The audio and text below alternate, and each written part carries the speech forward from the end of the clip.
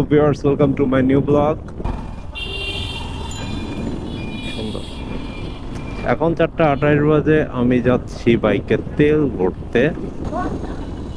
ওরে way way, কোলে উঠে পড়তেছো দেখি। সুজুকি সুজুকি চলে আসছে 250 সিসি। সিসি 250 সিসি চলে আসছে সুজুকি।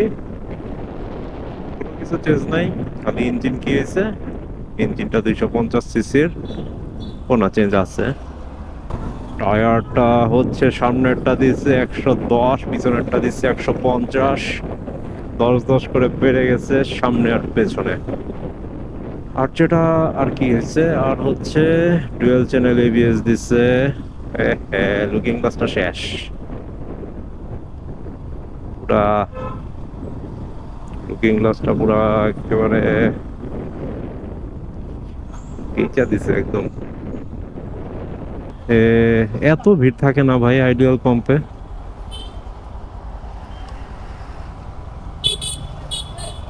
আইডিয়াল ফিলিং স্টেশনে এত ভিড় কখনোই ছিল না। মাগরিবের আজান দিয়ে দিল। দেখি আমি গুলশান সেন্ট্রাল মসজিদ, হ্যাঁ ওইখানে যাওয়াটাই ভালো হবে, বাইকের পার্কিং টার্কিং আছে।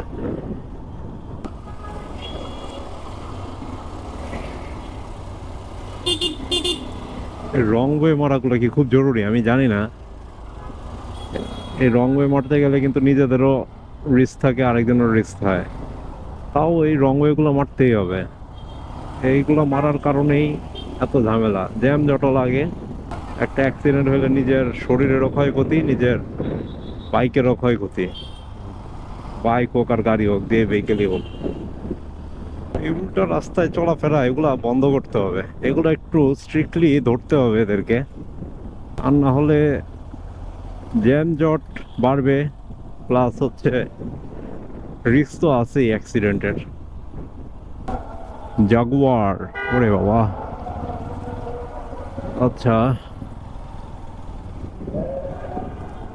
এই মসজিদে, এই মসজিদে ঢুকে যাই আমি এই দিক দিয়ে, যেহেতু আজানও দিয়ে দিল এবং আমি মসজিদের সামনেই আছি। এই মসজিদটা অনেক বড়, অনেক গাড়ি টাড়ি আসে দূর থেকে, এবং পার্কিং এর সুব্যবস্থা আছে এখানে। তো আমি এখানে আমার নামাজটা কায়েম করে যাই। বাইকের পার্কিং কোথায়?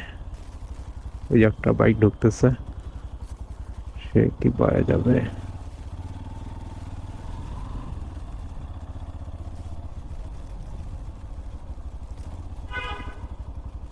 বাইকের পার্কিং, চাচা বাইক কই রাখবো?